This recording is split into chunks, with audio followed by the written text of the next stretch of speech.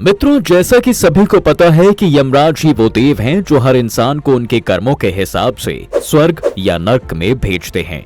लेकिन क्या आपको ये पता है कि एक बार उन्होंने एक वैश्य को स्वर्ग भेज दिया और भगवान की भक्ति में लीन रहने वाले साधु को नर्क का रास्ता दिखा दिया। नमस्कार दर्शकों, स्वागत है आपका द डिवाइन टेल्स पर। ये बात हम आपको एक कहानी के जरिए से बताते हैं। तो मित्रों, बहुत समय पहले की बात है। भद्रपुर गांव में एक साधु रहा करते थे। वो रोज सुबह सुबह नहाकर मंदिर जाती थी, जहां वो सत्संग किया करते थे। साधु का सत्संग सुनने के लिए लोग दूर गांव से भी आते थे। वो हमेशा लोगों को अच्छी शिक्षा देते और उनमें भगवान के लिए सकारात्मक ऊर्जा भरते। लोग जब मंदिर से बाहर निकलते थे तब वो साधु की तारीफ करते थे। सभी कहते कि बाबा जी की बात मानकर सभी का जीवन धन्य हो जाता है। यही वजह थी कि लोग साधु के पास खींचे चले आते थे और उन्हें दान दक्षिणा में कुछ ना कुछ भेंट किया करते थे। उसी नगरी में चंपा नाम की एक वैश्य भी रहा करती थी। वो गलत तरीके से अपना घर चलाती, लेकिन दूसरी ही तरफ वो ईश्वर के सच्चे मन से भक्ति भी करती, जिसकी वजह से वो रोज सुबह नहाकर मंदिर जाती और वहाँ पूजा पाठ करती। पूजा करने के बाद वो फिर से अपने गलत काम करने चली जाती। अब चंपा अपने इसी गलत काम की वजह से पूरे गांव में बदनाम थी और सब लोग उसे गंदी नजर से ही देखते थे। एक बार चंपा उसी मंदिर में गई जहां वो साधु भी पहुंच गए। उसने मंदिर में भगवान को प्रणाम किया और साधु के पैर छूने लगी। तभी मंदिर के पंडित जी ने उसे वैसा करने से रोक दिया और गुस्से में बोले, तुम बाबा के पैर नहीं छू सकती, तुम्हारे छूने से साधु बाबा अपवित्र हो जाएंगे। तब साधु बाबा ने पूछा, आप ऐसा क्यों कह रहे हैं पुजारी जी? तो उन्होंने जवाब दिया कि बाबा, ये कन्या एक वैश्य है और ये गलत काम करती है, सबसे बड़ी पापिन है। वहीं जब बाबा का सत्संग शुरू हुआ तो सभी लोगों के साथ चंपा भी उस सत्संग में पहुंची और उसने बाबा जी का पूरा सत्संग सुना। सत्संग का कार्यक्रम खत्म होने के बाद सब चले गए, लेकिन चंपा वहीं बैठी रही और फिर उसने बाबा को प्रणाम किया। तब बाबा ने उससे कहा कि बेटी, जो तुम गलत काम करती हो उसे छोड़ दो, क्योंकि अगर ये तुम काम करती रही तो तुम्हें एक न एक दिन नर्क की सजाएं सहनी पड़ेंगी। फिर साधु महाराज ने चंपा से कहा, तुम्हें देखकर लगता है तुम प्रभु की आस्था में डूबी रहती हो। ऐसा करो, तुम मेरा सत्संग सुनने मेरी कुटिया में आ जाना। वैश्य चंपा ने भी साधु बाबा की बातों में हामी भर दी। फिर चंपा ने साधु बाबा से कहा, अगर मैं अपना काम बंद कर दूंगी तो अपना जीवन कैसे बिताऊंगी?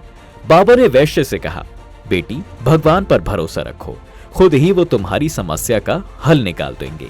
साधु बाबा की ये बात सुनकर चंपा ने अगले दिन से ही गलत काम छोड़ दिया और उसके पास जो थोड़े बहुत पैसे थे उससे उसने ठेला और कुछ फल खरीद लिए। लेकिन चंपा से कोई भी फल नहीं खरीदता था, क्योंकि वो इसे पाप समझते थे, जिसकी वजह से वो बेचारी वैश्य नगर के बाहर जाकर कम दामों में फल बेचा करती थी।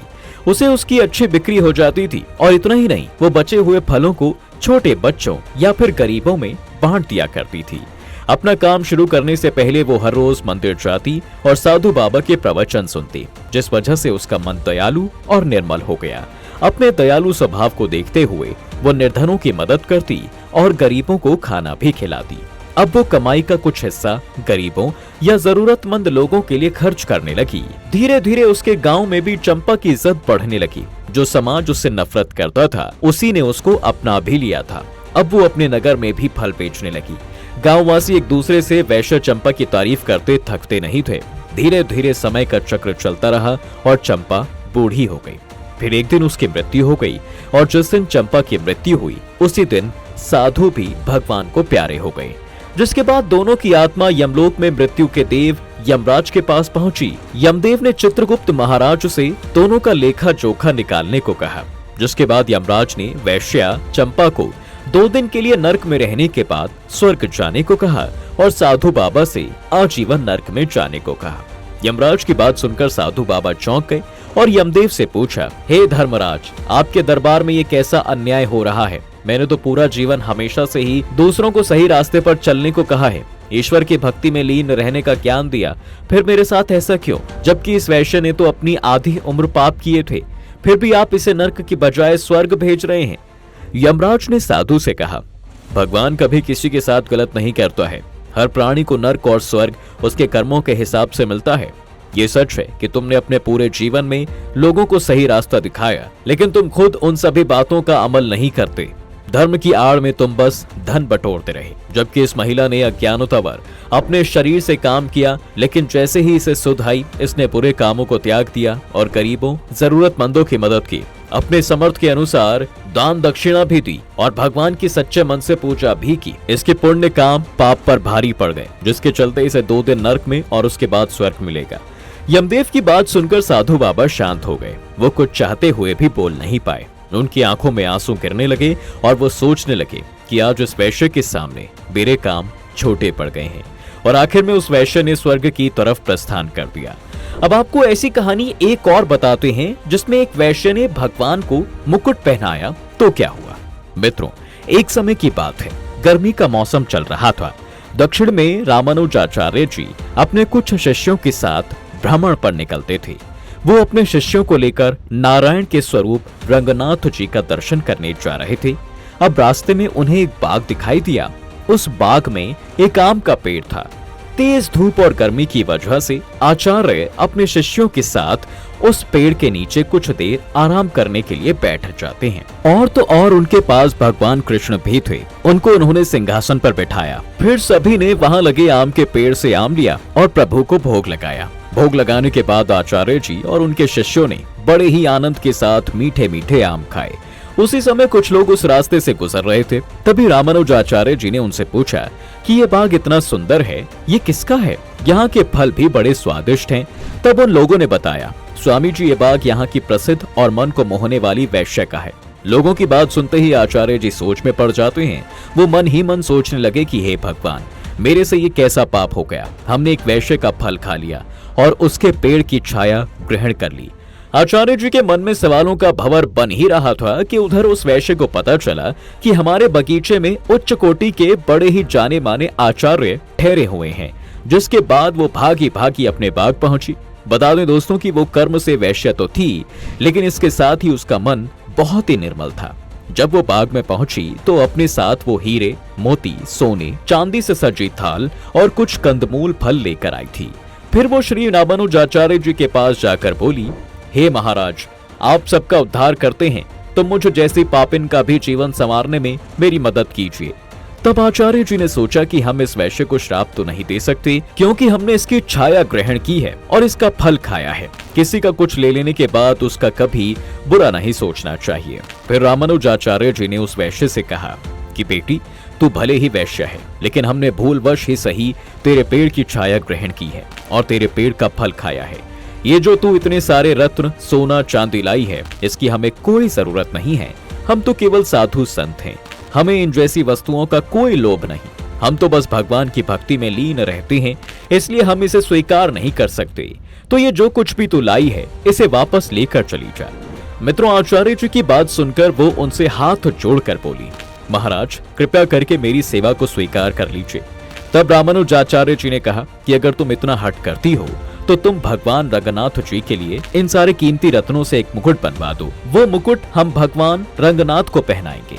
उनकी ये सारी बातें सुनकर वो बहुत ही खुश हो गई। जिसके बाद उस वैश्य के पास जितना भी सोना, चांदी और जवाहरात थे, वो उन सब को लेकर एक सुनार के पास गई और उससे कहने लगी, अपनी सारी कलाकारी लगाकर तुम एक ऐसा भव्य मुकुट तैयार करो जो दिखने में बहुत ही सुंदर हो। उस मुकुट में इन सभी रत्नों का इस्तेमाल करो। उस वैश्य की बात सुनकर सुनार ने मुकुट का काम शुरू कर दिया और ऐसा भव्य काम किया कि उसकी मेहनत के बाद बहुत ही सुंदर मुकुट बनकर तैयार हो जाता है। फिर उस वैश्य ने सोने की थाली सजाई और मुकुट रखा, लेकिन बाद में उस मुकुट को लाल कपड़े से ढक दिया और अपनी सहेलियों के साथ प्रभु रंगनाथ के मंदिर की तरफ चल दी। जब वो वैश्य प्रभु के मंदिर के द्वार पर पहुंचने ही वाली थी कि रास्ते में उसे मासिक धर्म शुरू हो गए। मासिक धर्म शुरू होने की वजह से अब तो वो मंदिर में प्रवेश नहीं कर सकती थी। जिसके बाद उसने अपनी सहेलियों से श्री रामानुजाचार्य जी को बुलवाया। फिर उस वैश्य ने आचार्य जी से कहा, महाराज, ये मुकुट लीजिए और प्रभु को पहना दीजिए। जब मैं पवित्र और स्वच्छ अवस्था में आऊंगी तब दूर से ही उनका दर्शन कर लूंगी। वैश्य की बातें सुनकर श्री रामानुजाचार्य जी ने वो मुकुट लेकर पुजारियों को दे दिया और कहा, ये लो मुकुट, प्रभु को पहनाओ। अब जैसे ही पुजारियों ने मुकुट पहनाने के लिए प्रभु रंगनाथ भगवान के सिर की तरफ हाथ बढ़ाया, वैसे ही रंगनाथ जी ने अपना सिर ऊंचा कर लिया। ऐसा होता देख पंडितों ने मेज लगाया और मेज लगाकर मुकुट पहनाने की कोशिश भी की, लेकिन फिर से भगवान ने अपना सिर ऊंचा कर लिया। कभी वो अपना सिर ऊंचा कर लेते तो कभी वो अपना सिर नीचा कर लेते थे। मंदिर के पुजारी परेशान हो गए। ऐसा करते करते 1 घंटा गुजर गया। तब रामानुजाचार्य जी को बुलाया गया और पुजारियों ने कहा कि भगवान तो मुकुट पहनते ही नहीं हैं। तब रामानुजाचार्य जी ने प्रभु से कहा, प्रभु आप क्यों मुकुट नहीं पहन रहे हैं? फिर श्री रंगनाथ जी की मूर्ति से आवाज आई कि जिसने ये मुकुट बनवाया है हम उसी के हाथों से ये मुकुट पहनेंगे। अब भला प्रभु की बात को कौन टाल सकता था? जिसके बाद आचार्य जी ने वैश्य को बुलवाया और मुकुट देकर कहा कि पुत्री तुम ये मुकुट उनको पहना दो। जैसे ही वैश्य प्रभु को मुकुट पहनाने लगी तो भगवान रंगनाथ जी ने अपना सिर झुका लिया और कहने लगे कि मुझे जल्दी ये मुकुट पहनाओ। मंदिर में इस दृश्य को पंडित देखते रह गए और कहने लगे, भगवान ये आपका कैसा न्याय है? हम आपकी हर दिन पूजा करते हैं, इतनी सेवा सत्कार करते हैं, आपने हमारे हाथों से मुकुट नहीं पहना और इस वैश्य के हाथों से मुकुट पहन लिया, तो अब ये वैश्य ही आपकी पूजा करेगी, हम आपकी पूजा नहीं करेंगे। जिसके बाद रंगनाथ जी ने कहा, पुजारी जी गुस्सा मत होइए, भले ही ये एक वैश्य है लेकिन अब इसके अंदर मुझे लेकर इसकी भक्ति जाग गई है। अब ये पछता रही है कि मैंने क्यों इस वैश्य वृत्ति को अपनाया और इसने अपना सारा धन मेरी सेवा में समर्पित कर दिया है। ये अपने द्वारा किए गए पाप का प्रायश्चित कर रही है और जब कोई इंसान अपने द्वारा किए गए पाप का प्रायश्चित कर लेता है और भविष्य में उसे दोहराता नहीं है तो मैं उसे पूरे मन से साफ कर देता हूँ। तो दोस्तों आज की वीडियो में फिलहाल बस इतना ही। अगर आपको इसके बारे में और डिटेल्स में जानना है तो हमें कमेंट सेक्शन में जरूर बताएं। इसके साथ ही आपको हमारी ये वीडियो कैसी लगी कमेंट कर दें। तब तक के लिए वीडियो को लाइक करें, शेयर करें और पेज को फॉलो करना बिल्कुल ना भूलें। धन्यवाद।